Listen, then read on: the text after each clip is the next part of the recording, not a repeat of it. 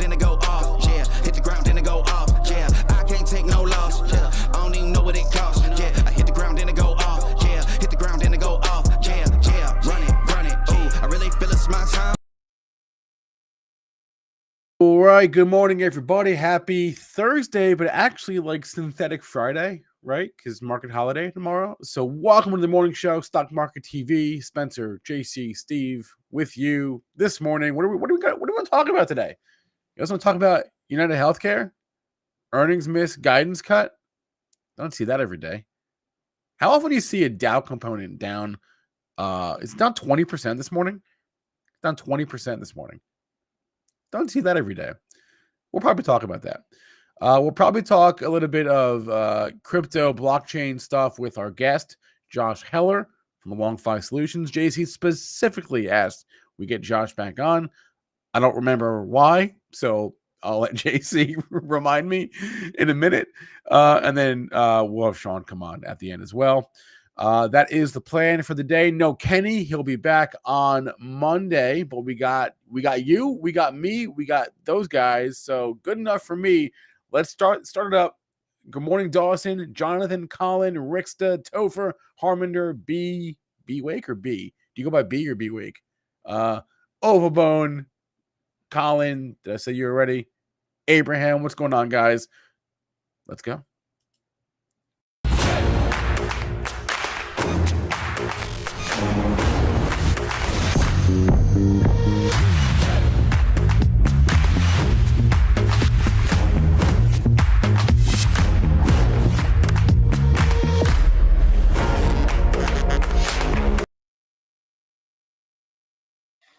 Hey now. Good morning. I like that shirt, Strazza. I don't rock enough All-Star Charts gear.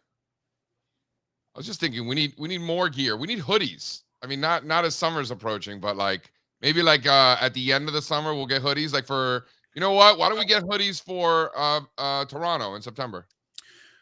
A hooded pullover. A hooded pullover is what you want. Yeah, those the light.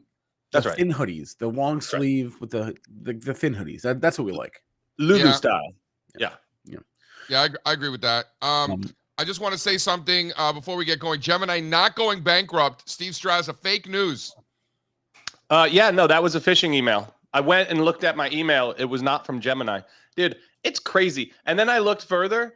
They put the pass key, like they're telling you what your pass key is, the little code in the email.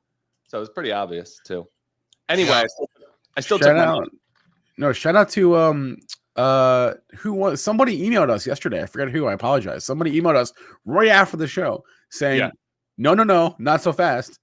Yeah, and I was on Twitter. Oh my god!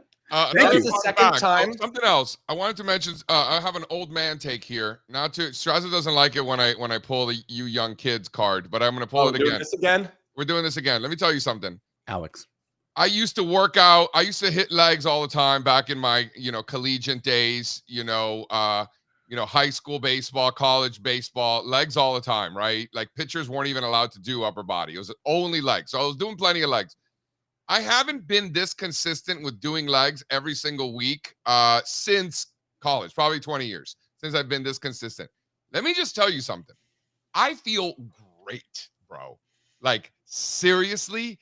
I mean, it's not the most fun thing to do. It's torture, depending on some of the things that they make me do. But let me tell you how good I feel. The back, the knees, everything feels great. Like this is like an old man. I'm pulling this out. Mm-hmm. Young kids, here's looking at you, chief strategist. Young kids, get the legs in. Get the legs in on Monday, ideally. Get it out of the way. We couldn't do it this week. So I guess I did it on Wednesday. But Monday's leg day. I'm telling you, Steve. I'm telling you. It's good for the portfolio. I'm out there golfing a couple times a week. I'm walking the whole time. Doesn't cut it. You could run, you could walk, you could run up hills, the whole thing. It's not the same. I'm telling you. Bullish pool aerobics. That's another shout out Maggie. See? Harminder knows. Shout out Maggie. Maggie getting a shout out in the chat. Listen, back to the fishing. Second time I've been duped. Coinbase almost got me. Remember I told that story on here a couple Yeah, months that's back? right. So shady I'm bad at Russians, this. shady Russians, and scammy Chinese. Are you listening? He's an easy target. Come and get him. I'm real bad at this. Rose yells at me. All right, let's go.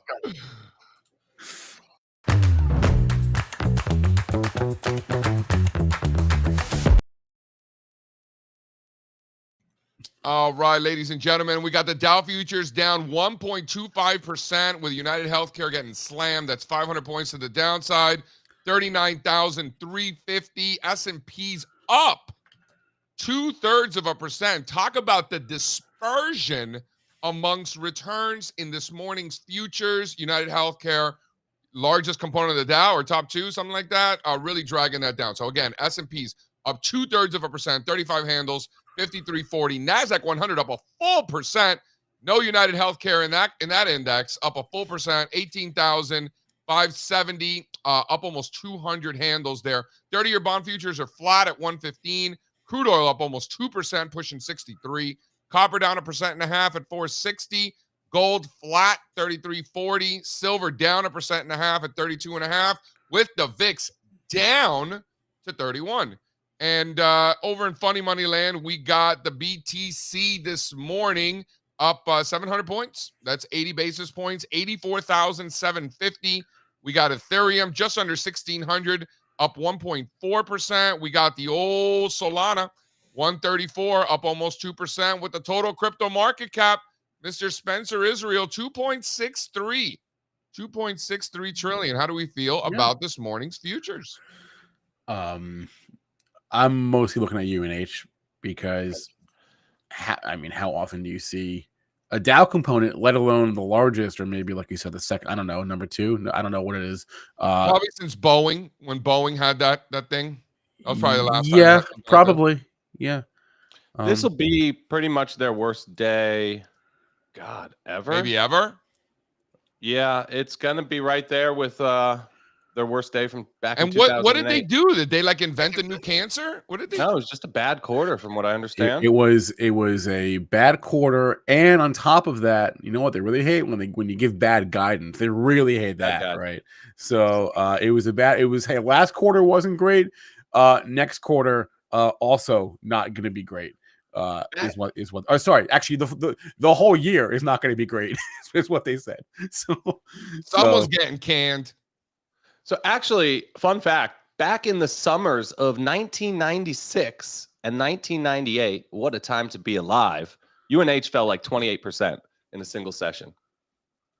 How about that? Strazza was going to his 7th grade prom. Just about, yeah. What a lucky lady that must have been. What stands out from the future, Strazza? Not much. It's all eyes on semiconductors this week for me. I think they're critically important. They got to hang on here. Big cap tech keeps leading the selling each and every day. So this morning, something new with UNH dragging one of the major averages down. But let's see. Yesterday, I looked at the price action after the bell, and it was orderly. It was just fine. That's basically the kind of down day you should expect in this kind of environment. Nothing really broke, just a lot of give backs to the pivot low VWAP. So orderly selling. Let's see if the bulls can show back up today. I think we're still in rally mode. So you are not in the camp that this is a dead cat bounce? That's a stupid phrase. Dead cat bounce could be an awesome bounce, right? Are you surprised that the inventors of the phrase dead cat bounce were Asian? I also it's not. You know that. Singaporean and Malaysian folks were the ones who invented that. That's not surprising. They love their cats out there in Asia. A lot of cats out there. A lot of cats. I golfed in Malaysia, and the cats are literally walking around the golf course. It was the coolest thing ever. All right, just a few things. The AAII bull bear spread still at historic levels. The inverse short ETF volume all-time highs. Close. So the fund manager survey, investor risk appetite, 2-year lows. Fund manager survey, how many investors think global corporate profits growth will improve, historic lows. Investors that say that U.S. profit outlook is the most favorable since 2007, lowest since 2007. So profit outlook lowest since '07. Recession expectations, fourth highest on record. Global growth expectations, 30-year lows. This is all from the fund manager survey. I was going to say, what have you been reading? It sounds so strange coming out of your mouth. Investor sentiment from the fund manager survey, fifth lowest on record. And finally, sell side analysts, negative earnings estimates, historic lows that have only been seen 1, 2, 3, 4 other times this millennium. So it's a long list of bad stuff. Bad sentiment. It's not, I mean, it's not bad if you own stocks and you're looking to buy stocks. In fact, these people being so sad is a great thing. There you go. So, JC, tell me more about the profit outlooks. I didn't know that you were into this kind of stuff. Wait, just this. I like it. I like it when these schleps think that the world's going to go into a recession. I love that. Yeah. Especially when I own stocks and I'm buying more stocks, right? Like if I were fully exposed, and I think that the market is going to collapse and I'm looking to short stocks and things like that, then something like this wouldn't be so good. But for me, selfishly, because I'm the only person that matters here as far as I'm concerned, for me, selfishly, I love it when these folks are as sad as they are today. Remind me, this is the B of A fund manager survey, right? A few of the things I just described came from B of A. Yes, not all of them. And that's weekly. That's weekly. Monthly. Oh, all right. Right. Bank of America fund manager survey comes out every month. Okay. We're probably going into an earnings recession. I think the writing's been on the wall here, especially for certain key sectors like semiconductors for a while. An earnings recession is just 2 straight quarters of falling earnings for like the S&P 500. We could be heading there. Seems that way. And then to answer your question, Strazza, I am not concerned with earnings at all. As far as I'm concerned, things like earnings are a distraction, really. But when I look at sentiment, the people that are looking at earnings, I want them to think that earnings are going to fall. Like that's what we like to see around here. And that's what we're seeing. So again, it's not like one survey or 2 surveys. I mean, just in general, you guys don't need me to reiterate this. Sentiment is down in the dumps. Does it mean that the stock market has to go higher? Absolutely not. But is it nice to have as a tailwind? Most definitely. Meanwhile, Germany and European financials and all of these MSCI international indexes are breaking out of massive multi-decade bases with this as the backdrop. And international stocks versus US stocks, that trend of international outperformance is continuing and in a huge way through this volatility. I'll get the chart. But if you look at something like the EFA SPY ratio, major breakout yesterday. Looking really good. You know what it's looking like, Spencer? No. It's looking like the world should get used to U.S. stocks not being the only game in town, not being even one of the better games in town at this point. Pretty much every day for the last 3 weeks, I see another headline about global, specifically global investors, global, international, non-U.S. investors are selling U.S. at the highest rates ever. They're selling the dollar. They're dumping U.S. bonds. They're selling U.S. stocks. And I'm thinking, oh, finally, right? I mean, it's kind of what I'm thinking, right? It's about time. I'm reading more into the narrative of U.S. wages economic warfare on the rest of the world. Meanwhile, the rest of the world is completing, a reversal pattern versus the U.S. That's one of those sentiment disconnects at like a big inflection point in the trend that I think we could look back to and be like, oh, remember, the Trump tariff thing? That's exactly when international started outperforming. Nope. I've got, let's see, Q4 2024. JC will have a great magazine for it. Speaking of magazine covers. You took the words right out of my mouth. Let's see, Q2 2025. Did I see something? You did see something. Can we throw up slide 3, please, Mr. Spencer? So, my, how quickly things change here. So this one here on the right, how a dollar crisis would unfold. So now it's a dollar crisis. Just a few months back, the dollar was the envy of the world. Wow, my, how quickly things change. Look, life comes at you fast, all right? And can I foreshadow the recess? Let's foreshadow the recess here quickly. Here, that should say Q2 25. Zoom in on here, Spencer. We're gonna foreshadow recess since no, take that out. Okay. You're killing me, Smalls. You're What are you doing? You changing the This, slides? this is a Oh. Time magazine cover with George Washington beat up with a black eye. He's got you like draw that on Band-Aids there? on. Did you doodle on George Washington's I face? did not. These were the creatives over at Time magazine in November of 1978. I mean, you already took it. So you want to throw up that chart? Throw up the chart. See what happened immediately after this cover. Time magazine. Time magazine's the best covers. Those are the most actionable. So that was that was when that Time magazine dropped, and the dollar immediately doubled in value. So this indicator's worked for some time now.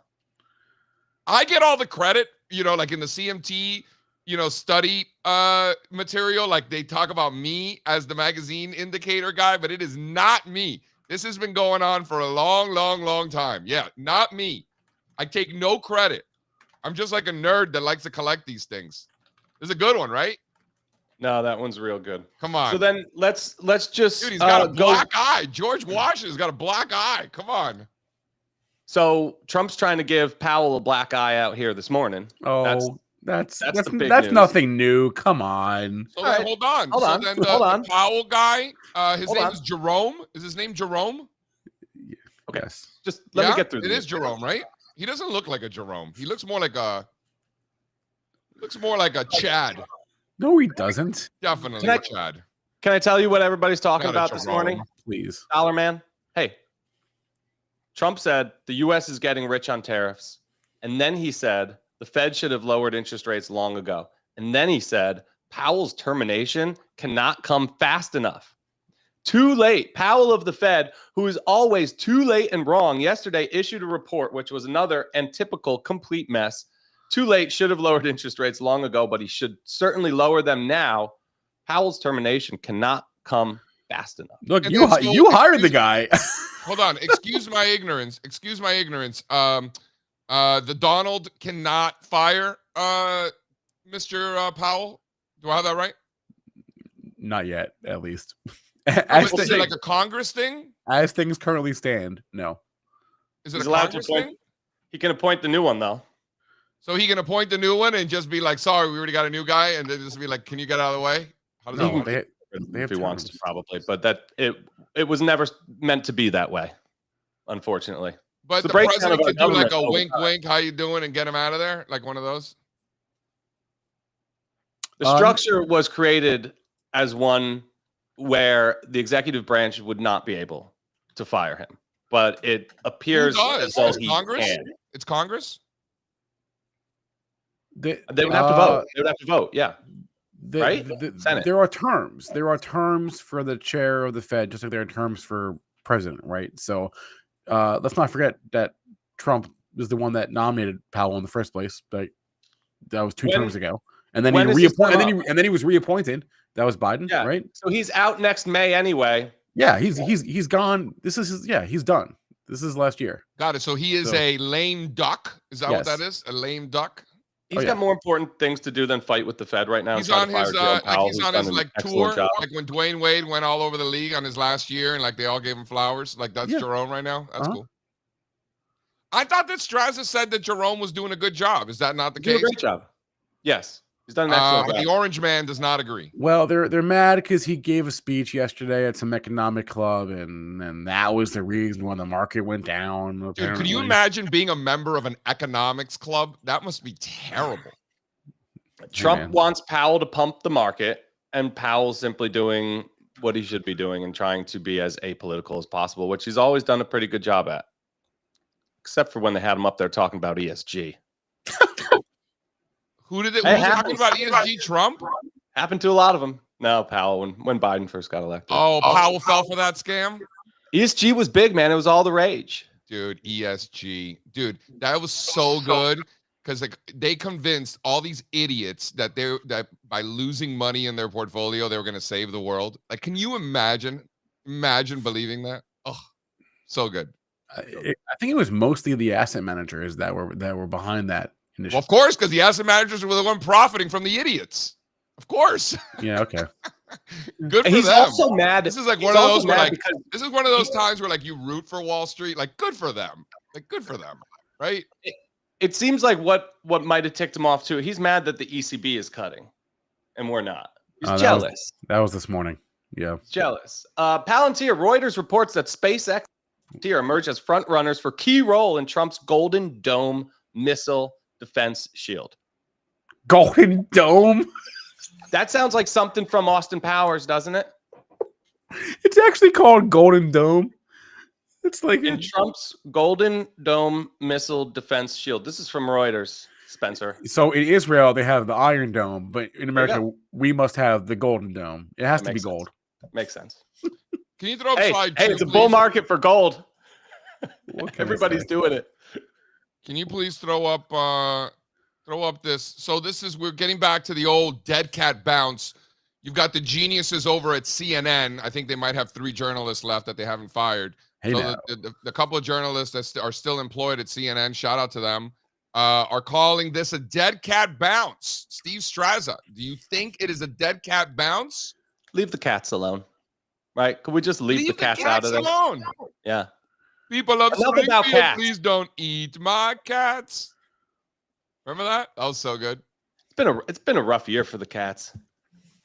I guess. I mean, you know, Pet your they're cats eating, today, people. They're eating the dogs. Yeah. They're eating the cats. Yeah. So, do you think it's a dead cat bounce, or do you think that this is the beginning of the next leg higher in this bull market? Here's what I'll say to you. Everybody's out here talking about a retest of the lows. I think the incredible breadth and momentum that we experienced off the lows last week is enough to set us a little bit higher than this. Was it I would be thrusty? surprised. I'm going to continue to take the data each day as it comes in, right, and make these decisions. I would be surprised if we go just to retest the lows from here. I think we're going to blast higher first. Are we going to? Are we trusting? Are we going to trust the thrust? Is that what we're doing here? Yeah, but it was a tactical thrust, right? It's not like we got some sort of like new bull market thrust, right? Tactical thrust. All right. We were going to make T-shirts about the trust the thrust, but then Strazza's going to be walking around Key West wearing that. People are going to get the wrong idea. Can't wear that here. Can't wear it was that almost more about the exhaustion, right? Than anything. And I think it has more legs. Can I tell you, I got to go to the dentist today. Me too. Some of the stuff here, you too? Everybody's Yeah. doing it. Some of the stuff here on the island, it's tough. I went to the dentist a week and a half ago, and for the past week and a half, I can't use the right side of my mouth. So at first I'm like, okay, maybe this is just a part of it. I'm falling apart out here. Whatever they did, I had to call them yesterday. I'm like, whatever you did, it's a lot worse now. Sorry. What did they do to my mouth? Dentists. I don't know. Got to do it. There's like one dentist on the island just messing up everybody's teeth. I would not want to be a dentist. Like, I don't think I can do that. Like, there's like some jobs that I wouldn't want to do, but I'll figure it out. Like, dentist, can't do it. My least favorite thing. I hate being in the dentist chair. What about here? So you think that this is not a dead cat bounce, but you also think that the semiconductors have to pull through here. You got to do it, right? I don't need them to lead. I love what Frank said yesterday. I agree with that. I don't need them to lead, but I can't have semis breaking down on an absolute basis. Those can't be on an tops. absolute basis. Throw up the new slide 2 there, Spencer. And home builders too, for that matter. You don't want to see home builders get taken out here either. Those two groups are so important. So what are we thinking? It's not even about that. It's the absolute chart, really. That's a nasty one, though. That probably continues. They got to hang on. And look, the sell-off here has already been pretty severe for semiconductors. It's been going on for some time now. I remember last summer when we were talking about the huge momentum initiation readings. We were saying the 3 worst days since like the dot-com bubble all happened between like July and August of last year. Everybody was like, yeah, semis are fine. AI revolution, I'm told. It's been going on, is my Isn't point. it hilarious how much technology stocks underperformed during a quote-unquote AI revolution? It's pretty awesome. I would love for them to come out now, pile on the semis, right? With all the bad fundamental news, all the bad earnings. They're hitting NVIDIA out here. Broadcom doesn't look so good anymore. And semis find a bottom with that as the backdrop. That would be great. I think that would be super bullish. Something like throw up the homies, please. Throw up the homies there. DR Big level.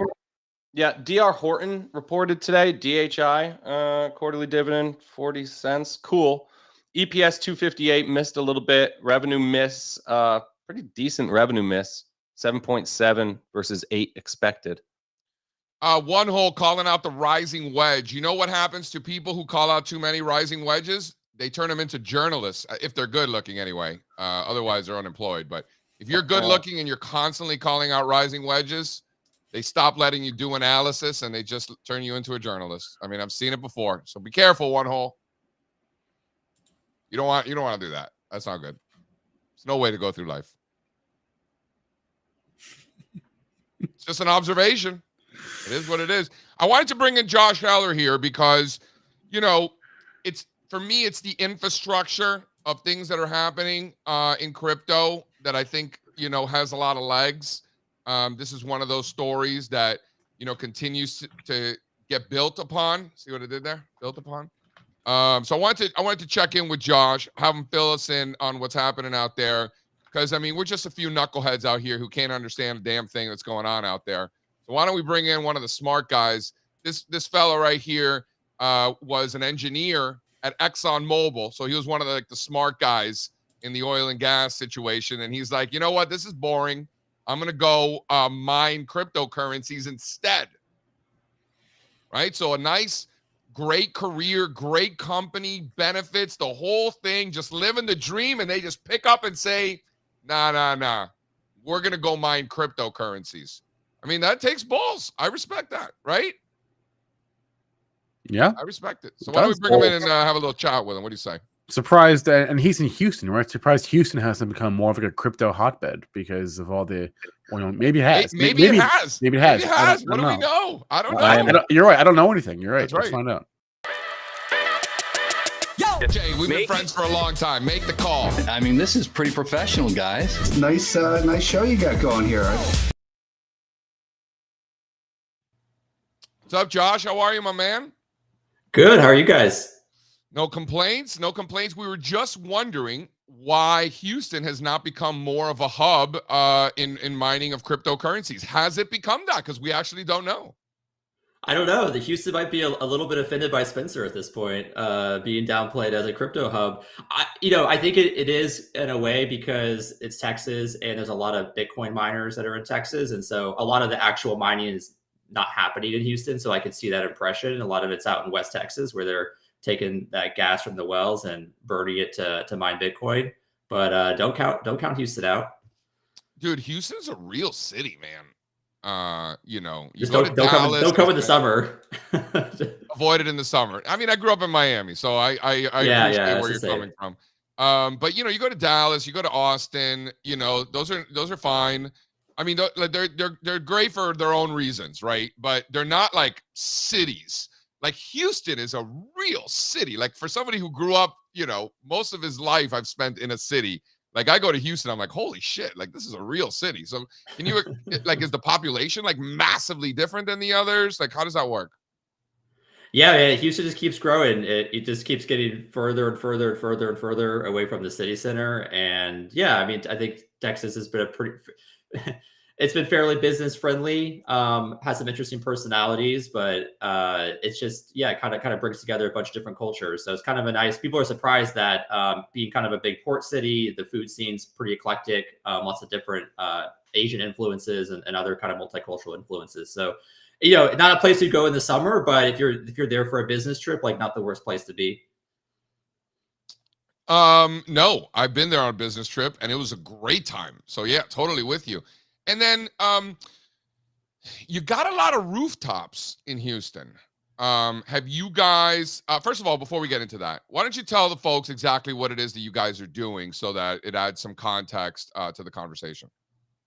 Yeah, no, I appreciate that. And I think you teed it off really well in terms of my company focusing on more of the infrastructure side of blockchain and crypto. And so because we came from oil and gas and ExxonMobil and other companies, like we always wanted to be on the more useful side, not to offend like the DeFi people and other use cases in crypto, but we're specifically focused on wireless. And so mainly trying to improve cell coverage. So dead spots, overcapacity, places like, ballparks and things like that. So we work with businesses, venue owners, either on the rooftops or inside their buildings to improve connectivity so that, this is all kind of going on in the background, but basically anybody who walks through or near that building has a good phone experience. And then, the nice part about it is that it can also generate some passive revenue for that business owner or that business. So it's kind of like a win-win. Like you get some real utility because people have a better phone experience when they're near and around your building, but then there's some opportunity for a little bit of passive revenue. I get this question all the time. In fact, I was in an airplane coming back from the Masters on Sunday morning, and I was sitting next to somebody, and I was like charting, on the airplane, and he's like, the market that doesn't open on Sundays. I was like, actually, it does. Futures open at 6, and he's like, and that Bitcoin, that's not real money. I'm like, I can assure you that we take the profits and my family goes to buy groceries with it. I can assure you it's real money. And he just didn't talk to me the rest of the time. Shows that's what he gets for looking at my shit. Can you talk to me about the difference now in, when you first started mining helium, it was more like an Internet of Things, IoT sort of connection. Well, now it's like traditional wireless cell phone providing, right? Like, can you talk about that transition? Like, what happened there? Yeah. Actually, I brought some toys today. I came a little bit better prepared, but like you said, this was sort of like the original helium IoT miner. And yeah, you're right. Basically, they were building a wireless network that was meant for these sensors, kind of like Bluetooth sensors. So basically, measuring temperature and weather, animal tracking, like cattle on a farm where you need really long distance, but not really high data. And that network still exists today, but I don't think they quite saw the demand for those services as much as they had hoped. And in the meantime, they kind of saw an opportunity to tap into the phone wireless, like cellular side, because people are only using more and more data on their phones. As the cell companies are moving to 5G, maybe 6G, those signals don't propagate as well into the buildings. And so I think everyone's sort of noticing over time that indoors, especially your service is getting worse and worse, or if you're at a baseball, basketball game. And so they decided to take that opportunity to sort of build out a network that helps improve cell coverage. And so now it's a little bit confusing because some of the devices look sort of the same, but this one is not the IoT one. It's the one that does Wi-Fi is basically what it does. It's basically a device that allows Wi-Fi to act kind of like a mini cell tower, but without the 5G conspiracies. And, I get asked all the time, what kind of utility does crypto have? It's just funny money, fake internet money, all this stuff. Obviously, you hear the same things. This sounds to me like a pretty damn good use case. No? Am I missing something? Yeah, no, I think so. I mean, I don't think you're necessarily going to retire, on one hotspot, in your house, but there is actually an opportunity at scale. We're starting to work with some pretty big mall operators and shopping centers. And when you start to talk about hundreds or thousands of these hotspots or access points, there's what seems like a small amount of money starts to kind of add up. And in a lot of cases, there's nothing that anybody has to do. It all just kind of happens on the back end. It's more on the networking side. And I think it's yes, there's some part of it that there could be some speculative upside on the token, but on the other hand, it's been a really interesting way of coordinating labor and capital to say, hey, look, there's a spot that needs coverage. A network or a project like Helium could add some extra incentives, and then all of a sudden that coverage, like the people like LongFi will go and go deploy those areas. Versus right now, if AT&T has a dead spot, they probably takes a year or two for them to go through all of their internal processes, their red tape, and actually go and address that dead spot. So it's just a way of kind of putting carrots out there that are faster and more targeted. For me, when I get asked about the use case for crypto and all of these things and the blockchain and all that, for me, it seems quite obvious that this is the future of finance. The fact that all the transactions aren't already on chain. I mean, it's really because the biggest players that will be affected the most are doing everything they can to slow down that process, right? But I think it's quite obvious what's happening. The short interest data gets published every 2 weeks by FINRA when we should be able to see it in real time. That's a joke, right? The CFTC, reporting the commitment of traders report every week. on a delay, it should be in real time. Like I can keep going, but like there's so many use cases like T+3, like 3 days to settle trades. Like this should be settled in real time. Like what are we doing here? Now, I get it. JP Morgan, Goldman Sachs, they have shareholders that they need to make happy, and they're going to do everything that they can to keep them happy, as they should. Yeah. And with that is slowing down any of the transition. So for me, the biggest use case is they're showing TradFi how this is done, right? That for me is the most important thing. Now, in addition to that, in a more near-term basis, because who the hell knows how long that's going to take, probably longer than I think, the infrastructure itself is really, really fascinating to me. So obviously here, as you're describing, the Wi-Fi aspect of it and improving all of that and being able to get paid for it, all of that is tremendous. What other sorts of infrastructure plays do you see out there, whether LongFi has anything to do with it or not? Sure. You're obviously in the know on the infrastructure side. Like what stands out there? Yeah, you're right. We're focused mostly on the wireless side, but there are some other projects that are pretty exciting for other people. I mentioned a few last time, and so again, I came a little bit more prepared with some toys to show. But like, I think Hive Mapper is one.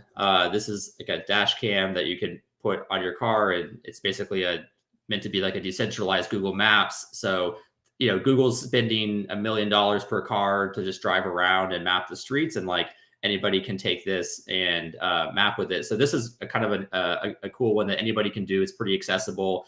This is one of the alpha or beta versions from a couple years ago. They actually have a much nicer one. And what's it called?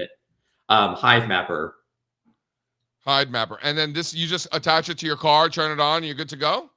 Yeah, you could just put it on the windshield on the inside. I was kind of one of the because I'm kind of crazy about this stuff. Like I'm all about maximizing the reward. So when it first came out, I was like, I had got this like industrial magnet like mount and had it on the outside so I could get the most amount of rewards with this thing. But it's nice. You just they have it set up now where just like you put it in your car, it just turns on when you drive. It turns on. So I don't need an industrial powered magnet. Is what you're telling me? No, you don't have to anymore. They've made a nicer version that doesn't require you to be crazy like I was. But yeah, that was definitely definitely one of the blue chip projects. There's another one called Dimo, DIMO. It's even easier. This again, I because I always buy these things when they first come out, they're always like very clunky and like big looking, but they get a lot smaller on the newer ones. But this one, you just plug into your OBD2 port in your car. And what's cool about this is like, to us ignorant folks what an OB24 is. OBD2. Yeah, it's just like the port underneath your steering wheel that like the car guy kind of plugs into to get troubleshooting data on your car.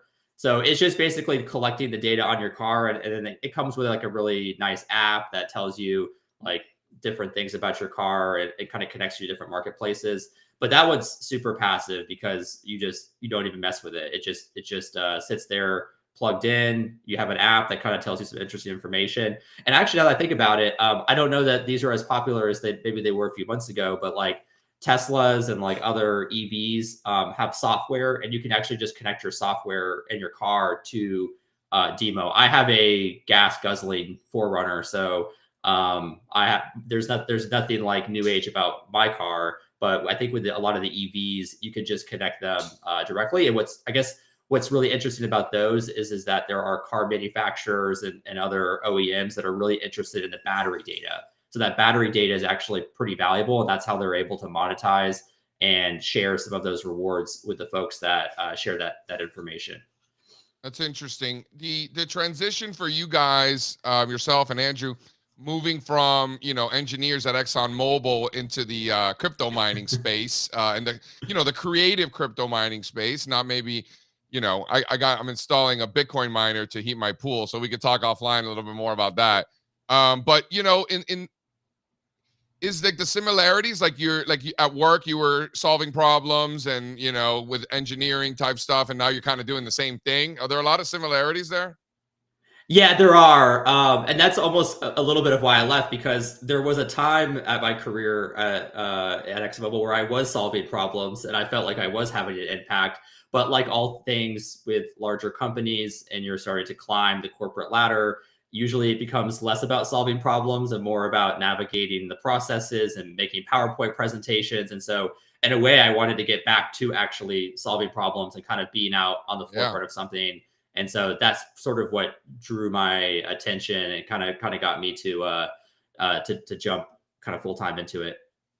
I love it. Makes a lot of sense. So at this point, what you're looking for, why don't you tell the folks what you're looking for? Spencer, can you drop that link in the chat, please? The LongFi Solutions Partners link. Folks, click this link. Josh is going to explain exactly what he's looking for and see if you fit the bill.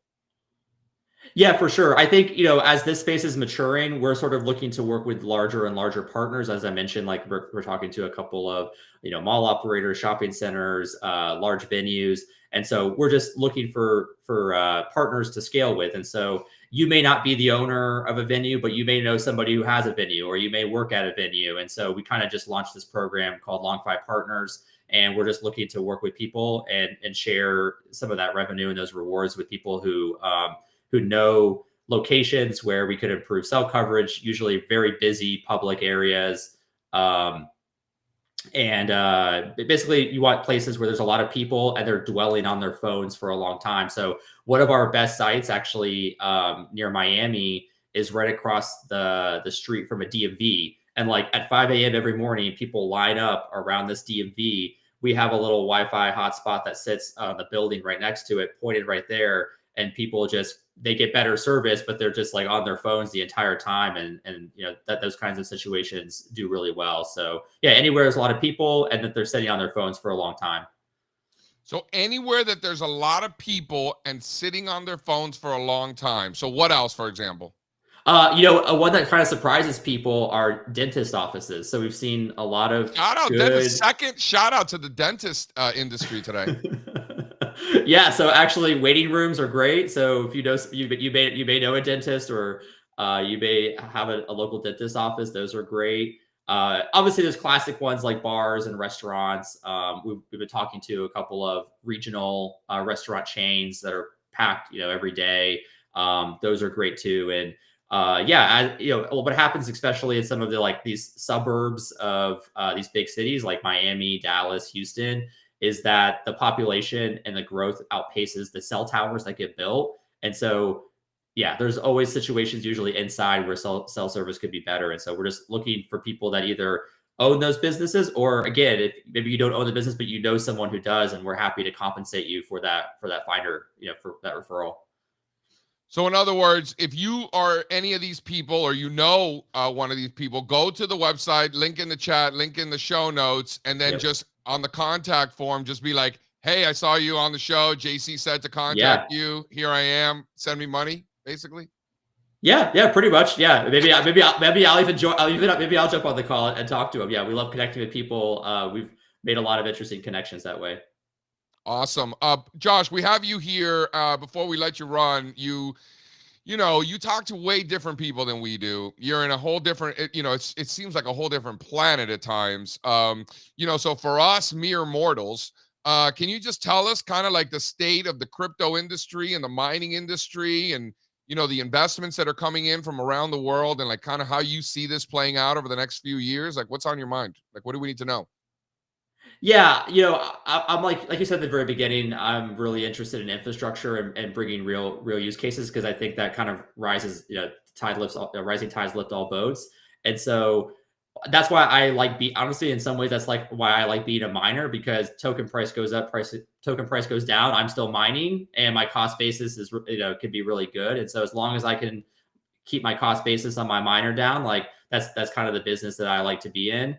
But I think, what's going to happen over time is that, like a lot of things, whether it was the internet or whatever, it's going to be more in the background. People won't care.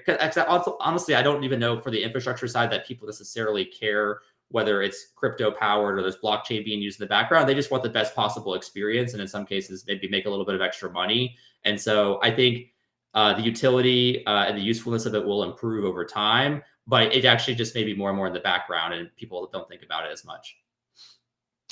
Fascinating. Just from what I've been able to see, just talking to people, I continue to see more smart people that can do anything with their time that they want, yourself included, but many others as well. And I look at them and I'm like, these guys can do anything. And this is what they're choosing to spend their time on.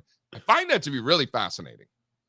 Yeah, well, honestly, it takes us to pretty interesting places. So we have a project that we've been working on the last year in Oaxaca, Mexico. So maybe next time we can do a broadcast from Oaxaca and share some mezcal and tequila. But yeah, that's kind of part of the interesting part. It sort of pushed us into some places that we would never have gone to. So yeah, we're having a lot of fun in Mexico as well.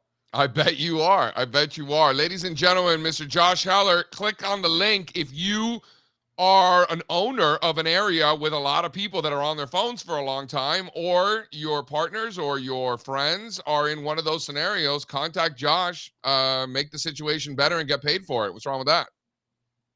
Absolutely. Thank you so much, Josh. I appreciate this more than you know. Thanks always. Appreciate it. All right, guys. How cool is that? Listen, we have so many technicians on here and like all kinds of market guys. Like, Spencer, what about someone like yourself? Do you appreciate the kind of the pivot into into I guess a side conversation, still in the vein of what we do, but a little bit of different perspective? Yeah, I mean, going back to the thing about like people, any place where people are on their cell phones, I've been thinking a lot about screen time usage for myself and for my family, and it's the thing it's on my mind. I realize that I'm probably a screen addicted person, as most of us are. But if I can get paid for that, then like, shit. I mean, I'll tell you what. Having kids, we try to keep them away from the screens as much as possible. They don't really watch shows. If they're watching anything, it's a movie. Because sometimes when they're just on another level and like you need the screen time to kind of settle them down, if you're just constantly putting them in front of a screen, you're sort of diluting that value that you're getting, right? Like, it's just like, I don't want the TV, I'm still going to be screaming, but like, sometimes when they're just on another level and, you got to settle them down, put something in front of them for them to laugh at and joke about, if they're never watching stuff like that, they're like, oh, wow, this is cool. You know what I mean? Like, there's something to be said for that. Yeah, so I've come to learn that as a father of three. It's about balance, I'm sure. Totally. We got a question from Daniel Lakova. Is it just me, or is JC always very vague in his market calls? Maybe on a free morning show. Yeah, sure, I can be vague at times by design. But our market calls are in very, very much detail. Entry points, stop losses, profits. Where we're taking profits on doubles, things like that. The opposite of vague, obnoxiously detailed, in fact. And you know where I learned that from? Partly, but somebody who really inspired me to go into so much detail with trade plans, Mr. Sean McLaughlin, who creates the greatest trading plans I have ever seen ever. And we have taken inspiration from that and adapted that to our own practice. Strazza, would you agree with that, with my assessment there? I don't think you're vague. I don't think you're vague at all. I think we're overwhelmingly clear about our opinions on the market. In the research, we're much more clear. On the show, we're talking shit, Kind of. Yeah. I think you know exactly what I'm thinking and how I'm positioned just by watching this show. It's overwhelmingly clear. And I think you're pretty damn clear too. So I disagree with the vague. Yeah, we get more clear on the research itself. Definitely. Well, more detailed, more vehicles, more like actual ideas. But if we come on here and say I'm bullish or I'm bearish, we're not lying to you. We're not like intentionally trying to mislead you. We're clear about it. That's all right, Daniel. Daniel must be new here. He'll figure it out. It's all good. Everybody's welcome. Nothing but love. Nothing but love. All good. Right? Strazza, you looking at Hertz this morning? You are. I know you are. So Bill Ackman. I think this is cool. It's been a while, I think, since we've gotten a stock move off of a headline like this, where just because a hedge fund guy bought a stock. Holy shit, 38% from Hertz I know. this morning. I know. I mean, like, you guys can speak to this more than me, but hedge funds seemed like they were way cooler like 10, 20 years ago. We used to get this kind of stuff all the time. Activists would come in, pop a stock, right? Maybe sell into it. Who knows? Not saying he's doing that right now, but like Bill Ackman has been quieter in these last few years. He hasn't been as vocal about. He waged an epic like 3-year war with Herbalife. He was all about the queso at Chipotle. Remember that whole thing? So like I think it's kind of cool that he can still just disclose, hey, I own 4% of this stock, and it blasts off 30%. I think it's cool. You don't see it every day. You're right. You really don't. So the Not stock nearly as right much as now you is at 786. Do I have that right? So they bought, I believe, about 13 million shares. It represents about a 4% stake. It's reported as of the end of 2024, to be clear. But based on today's prices, it's worth over $1 million, or roughly, $100 million. So not small. I don't know. Car rental companies. Like I said, I think it's cool. Like Ackman used to do this stuff somewhat regularly, and he really doesn't. He hasn't been really for really, I guess, since COVID. I know he still does stuff, but it's been a while since we've seen a move like this based off a headline like that. Carl Icahn's been completely MIA for years at this point, right? He doesn't do anything. So yeah, I think it's cool. You throw up the slide. Throw up the chart. What do you want from him, Spencer? He's pretty old these days. No, you're right. Hey, yeah. I mean, Hertz today looks almost identical to this nice little tactical base that you had at the pandemic lows, right, JC? Look at the chart. You had this cute little base then too, before it took off in 2020. It's good. It's a good looking chart. No, I mean, I think the target is going to be back to those former highs at 15. Former lows at 15. Like that's where it's going. Huge move. Right? It's not for me. You think 15? That's fun. Shout out Galaxy Digital. Yes, I saw that. It'll be listed on the NASDAQ. Yeah, and then don't be hating on Ackman just because these idiots on television put him on, and he uses the media to get in and out of things. Like, good for him. Like, just because all these idiots are listening to him and making he's taking full advantage of his power. Good for him. Oh yeah, just to be clear, it's not like I'm like an Ackman fanboy. I don't love him. I don't hate him, but it kind of makes me nostalgic for a time when like there were more activist hedge fund guys who would come out and say, we're long, or we're short. Ackman used to do like hours long presentations about right, like with his big slide decks, like investigative reporting. Whatever happened to hedge fund managers fighting on cable on the news? It was a simpler time.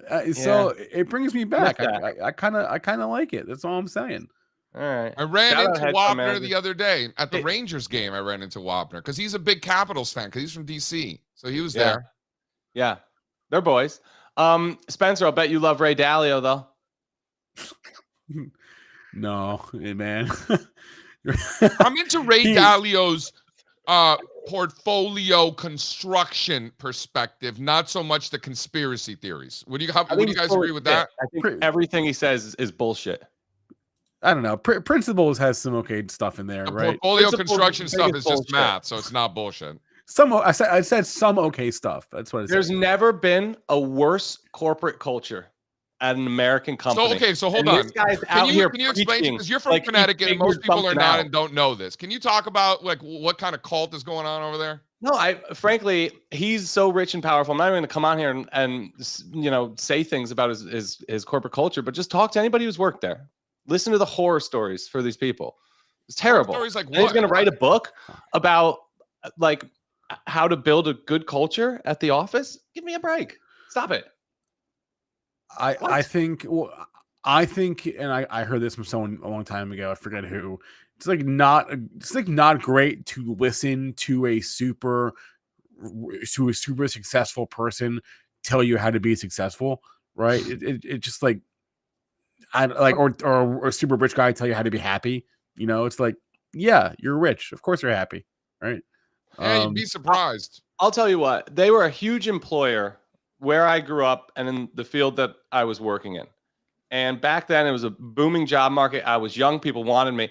And they were one company that I would not take calls from. It was my friends, the stories I would hear from that place. It was like they were one company on my never list. Just, I don't care what they could have offered me. I wouldn't have gone. aunt worked there. Some really good close friends worked there over the years. People used to go back and forth from Sac to Bridgewater.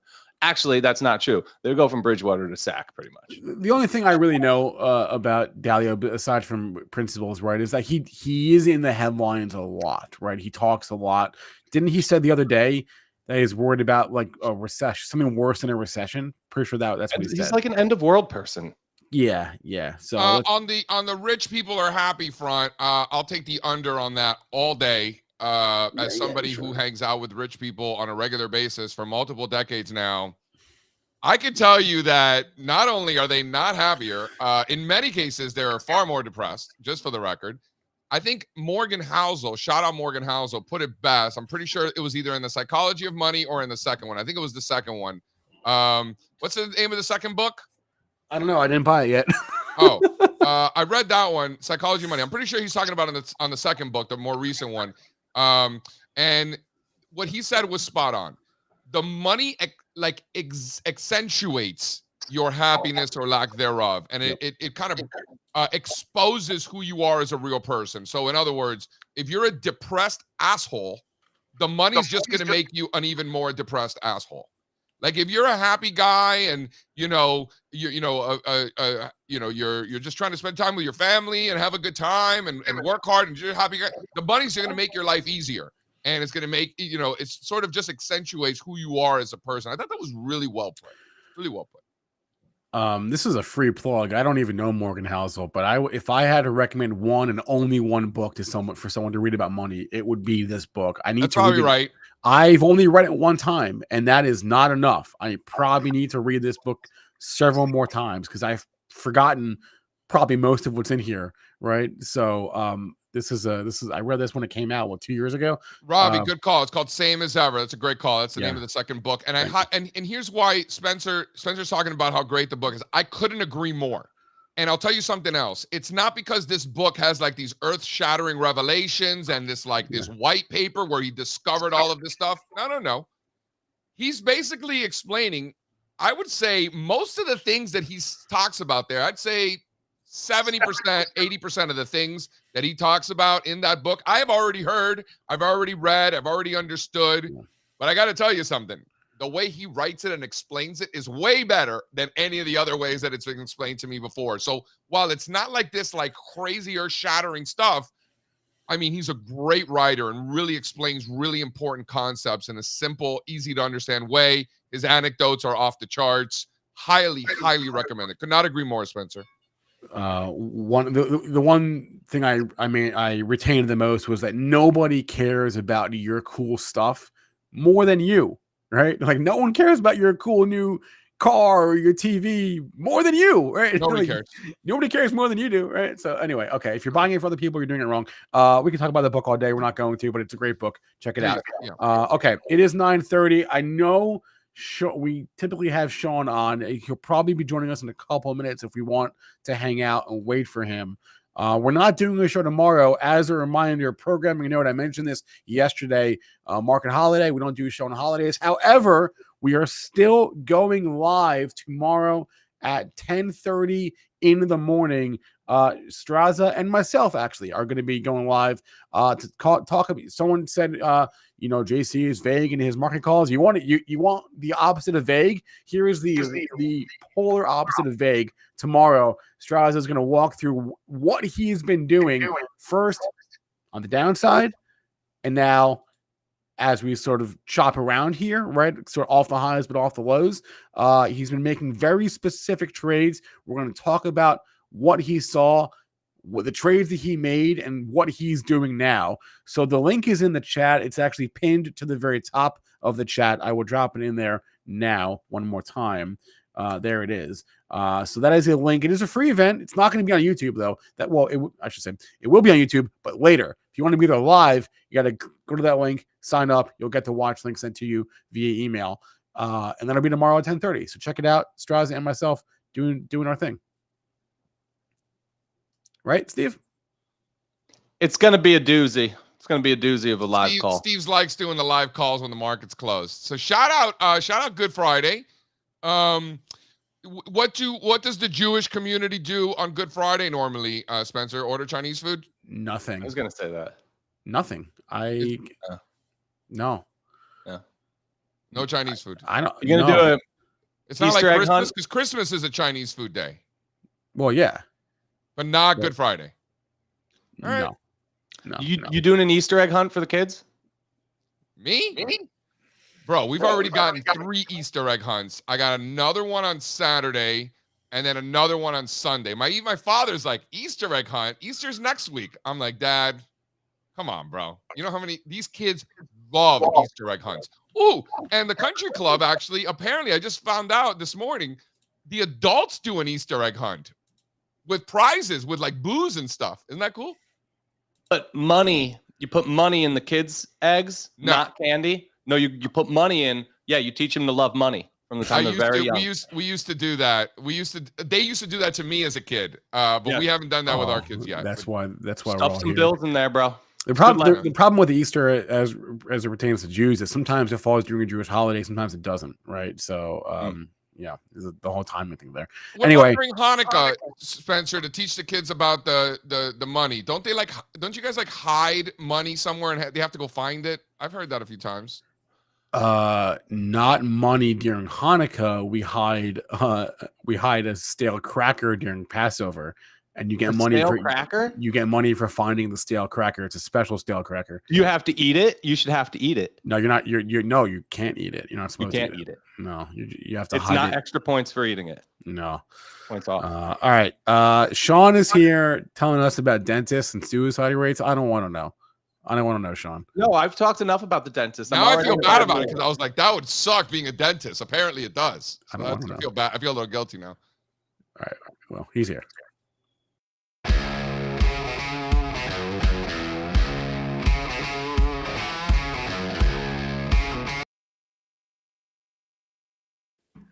Hi, Sean. Johnny, baby. Hey, no, I'm not going to talk about dentists, but you guys talking about Passover meals. You guys know that stand-up comedian, Italian guy? He's kind of popular right now. Can't think of his name. Sebastian. Yes, Maniscalco. that guy. I just saw Sebastian. him do stand-up like a couple weeks ago. He's got a bit that's been making the rounds about Passover where he's like, as an Italian, I can't believe this food that they eat at the celebration with the Dude. stale crackers and the celery and the blah blah blah. Dude. I'm not doing it justice, but it is hilarious. And you just guys talking about that just reminded me of All that. right, I'll check it out. He's right. It's freaking awful. Dude, I remember being a little kid. I went to Catholic school my whole life, and we would study other religions, the Jewish religion obviously being a very important one. Jesus was a Jew. And they would make us every year sit down. Is it Seder? Is it Seder? Seder. Seder. Seder, Yeah. excuse me, the Seder. And I remember being like a little kid, and like Cubans know how to eat, right? So like being a bunch of Cubans like celebrating Passover, it's like, this is terrible. All this Jewish talk is making me. I'm gonna have to go out and get a lox bagel after this now. Well, what's funny is that the three of you guys probably love matzah. Every non-Jew I've ever met loves matzah. Every Jew hates it. So I think the Jews got some really good food. not I this. don't think you're giving them enough credit. Anyway, Jason. Potato pancakes. What do you call them? Latkes? Latkes? Close enough. Those Yeah. are good. Um, I'm into those. A knish isn't knish Jewish? Yeah, Mhm. that's What prime. about a good bagel and lox? Welcome to the food show. right? the A Jewish good bagel, bagels. that's Jewish. There's nothing better. It's one of It's the not best so things much in that the world. the bagels are Jewish. The bagels are Israeli. I don't know if I go that far. The bagels are The New bagels York. are Israeli. Oh no, No. maybe not. I don't know if I would say that. They're New York. We'll leave it at Bagels that. are- All I York, know bro. is that I got nothing but Gentiles around me, and the bagels are unedible. Okay. Anyway, Sean, what are you doing here? Well, first of all, I just want to quell any rumors. I am not Captain Condor. If you guys have been hearing about this, Oh, Captain I was Condor. wondering about that. Condor. I was like wondering if that was you. That. Nope. You gotta have a T-shirt What's- with like a C, Captain Condor. Come I saw that on. the other day. What's this about? There's a story going around about a trader who's based in Nevada, apparently, who he's known as Captain Condor. He's an options trader, sells iron condors. He has a big following of people that follow him into doing this, and apparently, people who are in the know are a little worried about the size of his trades because he puts the trades on. He's got a fund he puts the trades on, and he's got followers who put the trades on. And we're talking about iron condor positions in the SPX that are 30,000 contracts large in total, which spooks some people in the markets. And I've seen some pretty smart options people saying this is going to end badly pretty soon for this guy. look, I'm not making any comments on whether that's true or not, but I have but to, I have to he's admit, I'm a little hedged. jealous. He's I think that's hedged a because he's cool got nickname. a condor. It's not like he's selling naked strangles. Right. But I think part of his strategy is that what's freaking people out is that he puts these iron condors on, and if they get tested, if they're losing, then he closes it and then doubles down on the next position, and it's like a martingale strategy. And those things tend to work great until they don't. Anyway, I'm just jealous. I think that's a cool nickname. I wish I was called Captain Condor. That's great. I was about to make like a superhero outfit for you, but I guess it's somebody else. So that's a bummer. We got to come up with something good. All right, listen, here's what I want to talk about today, guys. I wrote about this yesterday. You could be the strangler, you know? Yeah. Listen, I wrote about this yesterday, and it pains me. It really, really hurts me to give credit to these two guys. One being Howard Lindzen and the other being Donald Trump. This pains me. But I'm in awe of what's going on right now, guys. I talked yesterday. I wrote a piece saying, has short selling been shadow banned? And I'm asking the question. And when we were at the depths of this pullback, or whatever we want to call this correction bear market a week and a half ago, I tweeted, tongue in cheek, but there was some seriousness behind it. I said, hey, with all these executive orders that are happening, with the market crashing like the way it is, I would not be surprised at all to see an executive order coming out banning short selling. We did this playbook in 2008. Other countries did it in 2020 and various other times in the history during volatile times. And while it seems like it might be a good thing, it rarely works out the way anybody wants to. All it really does is just stokes more fear, right? And so Howard, I hate to give Howard Lindzen credit, but Howard tweeted something yesterday that caught my attention. He said, with Trump being the guy that can just like send a tweet that sends the market higher 10% on a whim, he has effectively shadow banned short selling without making it official.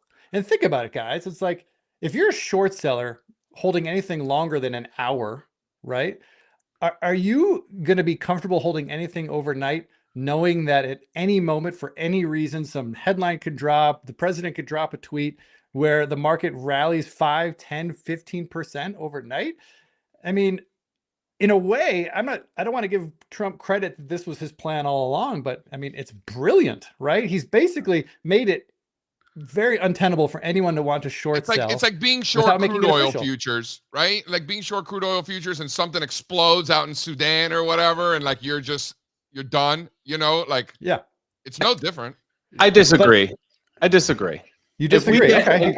A real bear market, right? He's going to come out and try to tweet and save it. There's going to be nothing his tweets are going to be able to do. Now that I agree with Steve Strazza, but so far he has proven that you are not correct so far, right? One day in a bear market, that might be true, but that is not true currently, to Sean's point. Well, the crazy thing, Strazza, is I agree with you. And if and when that point happens, that's when shit gets scary. Yeah. That's when you better hope Jerome Powell has a Twitter account. Because he's the real market god around here. Whatever happened to Ben Bernanke? I don't know. Shout out Ben Bernanke. Sean, how quickly we forget Trump's last term. This is not new. He did this before. He used to tweet like at 5 a.m. about like Boeing. Remember that? Like, yeah, but he wasn't really wrestling with a bear market whenever he was in president. If you remember when he was president, 2018, it's crazy to think about. He had some of the lowest volatility in the history of the markets. Dude, 2018 got a little nasty. I don't remember specifically, but I mean, I do. Yeah, at the end. We were short. Yeah, at the end for like a little bit, like 2 months. Dude, that trade that we put on in the fourth quarter in 2018 paid for my wedding. Remember that trade in the fourth quarter? Long straddle. Yeah, I remember that. Remember Janet Yellen? Well, the one that it wasn't the technology one, the XLK. Although, yes, you're right, that did work. It was the TLT long. Oh, right. That was in the old days where the treasury bonds would trade inversely with equities. That was another cycle, kids. That's long gone, right? Yeah. Well, I just think it's pretty amazing to me that this is the world we live in now, where instead of going through official channels to slow the markets down, now we've got this weird thing now where you have a president that could just tweet anything, and I hate to use the word manipulate, but pump the market. I mean, it's pretty amazing, and I stand in awe of how it's all working out right now. It's pretty amazing. Christine Lagarde just came out and said, "I have a lot of respect for Fed Chair Powell." Oh, great. And then The- what is a Christine Central Lagarde? the central bankers are really going through it out here today. Wonderful. What is a Christine Lagarde? She's the chair of the ECB. Don't worry about it. The European Central Bank? Yeah.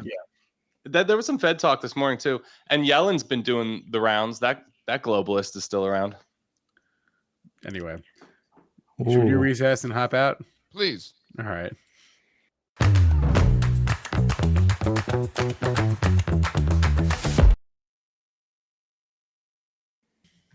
I just want to give a shout out to the Swedish krona. Go ahead, Sean. All right, I've got a couple things. We got the NFL draft coming up, so football's been on our mind, and I got a couple of football related things. I'm sorry I didn't bring a picture. I didn't have a good picture to share, but other people did. Anyway, this past weekend, my son plays. He's currently playing flag football right now. First season playing flag football. He's having a lot of fun. Well, his league that he plays in was invited with some other leagues around the whole Denver metro area. They got to play in a tournament on the field at Mile High Stadium this past weekend, and that was really, really cool. My son got to run around on the field. We get to, a lot of families were there, a lot of people watching the game. It was a really fun, excitement, really exciting for the kids. And they had the stadium lights on, the scoreboard going. Like, man, what a really cool event. So shout out Denver Broncos for putting on an event like that for the flag football kids here in Colorado. That was awesome. And then this weekend, my son's basketball team that I coached over the winter, there was a snafu with a Colorado University or University of Colorado basketball game that we went to. No big deal. We went to a game. It was fun, but there was something that they promised us that they couldn't deliver. So to make it up to us, they invited my entire team to go to the Colorado spring football game that's this weekend on Saturday. And not only do we get to go to the game for free, but the boys get to be on the field for the first 2 hours leading up to the game. They're going to get to meet the players. Hopefully we get to meet Coach Prime. They're going to be on the field when they run the buffalo around the field. It's going to be really exciting, and the weather is going to be great this weekend. So super excited about that stuff. If you get to meet Dion, that'll be awesome. Dude, I hope so, man. I'm not expecting it, but if we do, that'll be super cool. Oh, If also, you meet and they're him, gonna have the Heisman Trophy on. You got to think about what you're going to say. No, you got to do the dance. Remember his end zone dance? Yeah, I don't know if I can pull that off. I don't know if I can. That's pull why that I want you to do it, so that we can watch you try and see Dion's face when he sees the white guy trying to. Well, they're also going to have the Heisman Trophy there this weekend too, so we can get pictures taken with the Heisman Trophy. So that's pretty cool. That's dope. Cool. Awesome. Yeah, so pretty excited about that. Who knew that? I've been here in Colorado 13 years. Who knew that Colorado football would be so exciting? I didn't see it coming. Wouldn't have guessed that.